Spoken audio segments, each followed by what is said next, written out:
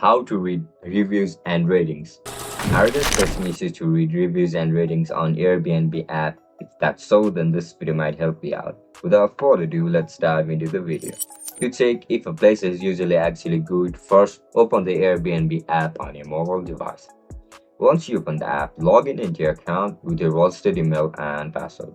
After you get logged in, when you find your home or apartment you like, tap on the listing to open the details. For example, if you like this hotel room or this homestay, just simply tap on it. After you click on it, you will be forwarded to this interface. At this interface, you can see these ratings over here, which is 5-star 4.93 rating, which is usually good for your homestay. To check the reviews, scroll down.